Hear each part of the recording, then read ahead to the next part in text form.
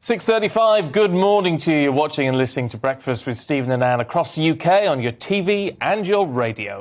And it's time to go through the papers now. Joining us this morning, Andrew Eborn and Clare Muldoon. Lovely to see you. Morning. And, well, let's start, Clare, with Rishi Sunak's wife. OK. Now you can Don't know if to feel sorry for her or not, because she's getting absolutely lambasted at the moment for being rich. It's covered in every single newspaper today, the front page of most of them, to be fair. But interestingly, the Mirror is going for the fact that she has claimed non-dom status. Now, we were talking earlier, does anybody actually know what non-dom status is? There are a few areas, and I'm sure Andrew will hop in if if I give the wrong view or anything. But essentially, it's a test based on the evidence of where you live. Right, but it's supposed to be a temporary residence in order to get the non-dom status. So you would think you wouldn't educate your children in the country you were seeking non-dom status for. It would appear that you might want to go back to the country that you are domiciled in. For Rishi Sunak's wife, that's India. None of those things seem to be happening at the moment because she's been here for 11 years, her children are being educated, and of course her husband is living in Downing Street. Yeah, but he's not non-dom. It's worth putting it in context because actually the non-dom status was introduced in 1799 and the idea was to protect colonial investments during the time of the British Empire. Yes. And the test is where your father was having his permanent residence and where you ultimately think is going to be your home. So if you're going to die over in India, if that's your intention, that would then be your domicile. And I think the important point to recognise is that this has been under both Conservative governments and also Labour. Everybody's had a chance to repeal it if they want to. But they're now having a go at Rishi's wife, which I think is unfair, because basically, according to the evidence that I've seen so far, she's complied with the rules. Legally she's complying, but morally, I would say there's a serious question of a conflict of interest as well. But I've also read that if she gave up her non-dom status and essentially became a British citizen, she has to give up her Indian citizenship because Indians don't recognise dual nationality. So, and she doesn't want to do that. She is Indian.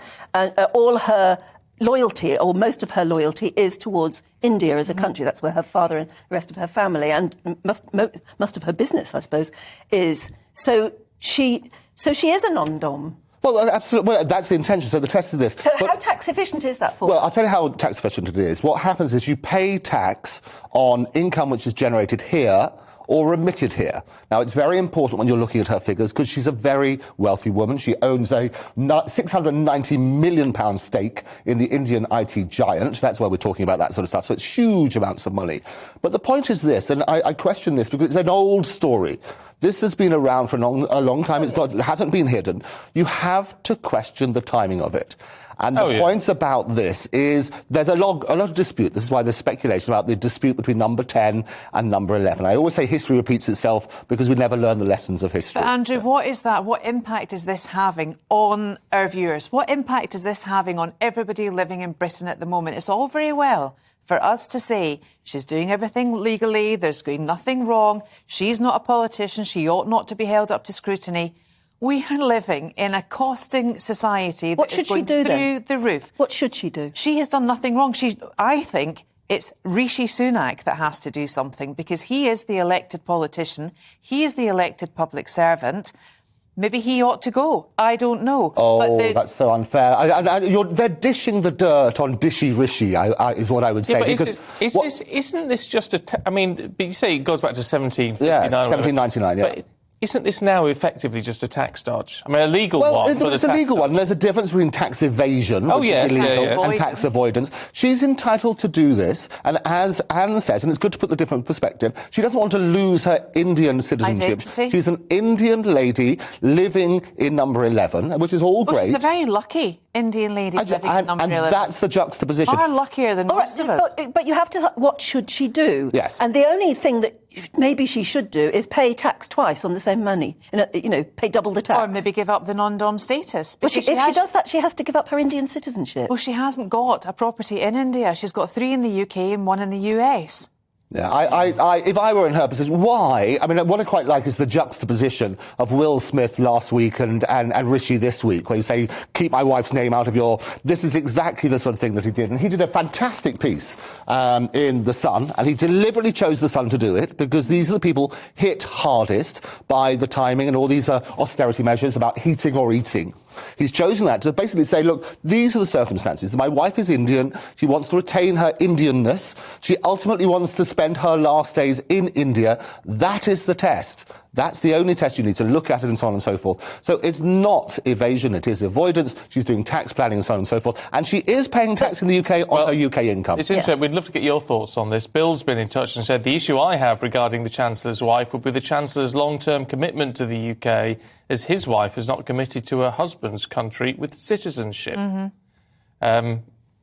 Steve says, as Rishi holds such a prominent position for the British government, then how on earth should his wife be allowed status of non-dom? It does seem odd that she's called non-dom and lives in number 11 there. It does. I mean, it doesn't sit well with the British public at the moment, that's but what I'm not said. sure what they really should do about it. think in the court of public opinion, this is not going down well. And one of the only papers to say, and it's an alleged hit job on Rishi, is The Times.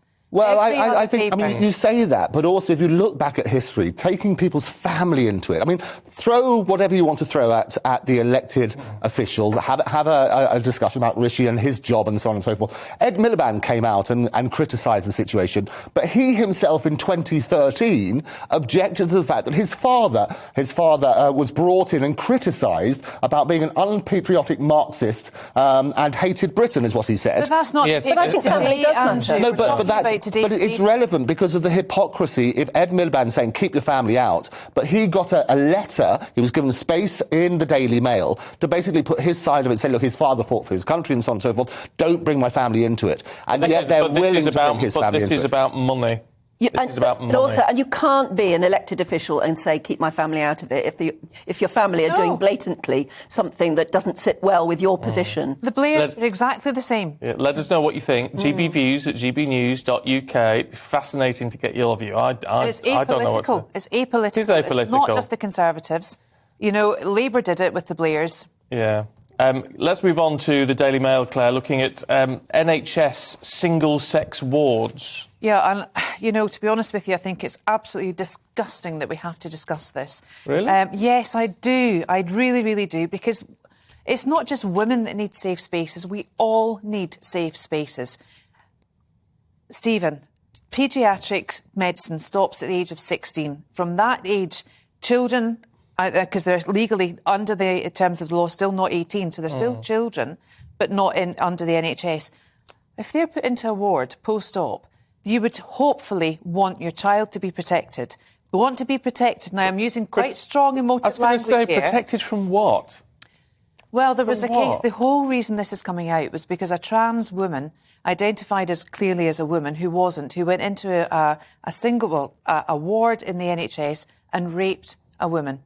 And the charge could not be brought because the trans woman was not fully, she hadn't fully undergone the transition to become a genetic female.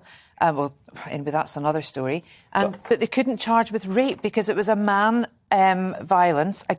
sexual violence against a woman. But in the olden days, you had men's wards and women's wards. Of course, that never recognised the fact that there are some other people as well in our society. But what do you do? Do you have trans wards? You're having Annex B now, where people identify as the opposite sex, and that's the situation that they will be in. It's a bit like not gender-neutral toilets.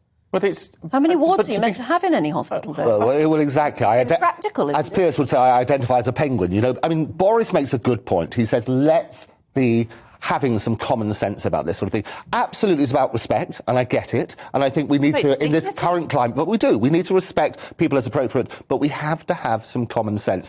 What I'm really concerned about is that a lot of people are scared to even talk about it because they have had physical threats. This is what I know lots of people in the media. Exactly. They have physical threats about even discussing the issue. We need to respect people, absolutely. But as Boris says, let's have some common sense. And it has to start with the institutions that protect us. But it's a bit like... it ties in with, as you say, about the sort of, what do you call them, non-gender toilets. Yeah. Yes. which we have here. We Yes. do. Now, what's the problem? Oh, there's a huge problem. What's the problem? I think It's you a whole must be- it's a whole load of cubicles which we all just go into. Don't like And I it. think you're the only I one don't that like likes it. it here. I really Why not? don't like I don't it. like it. Why not? Because I just don't feel, as a woman, you come out and you can, you adjust yourself, you move about, it's different. We are biologically different. We have different functions.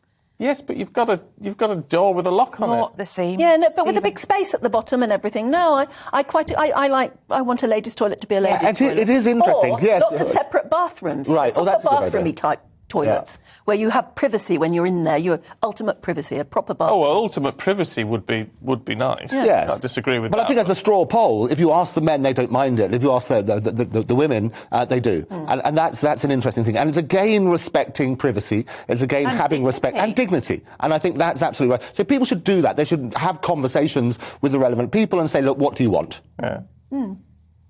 I know it's difficult for any big building, any big office to have lots of separate bathrooms, but isn't that It the more never used dignified to way be. to go in It 2022? never used to be. Dignity is right.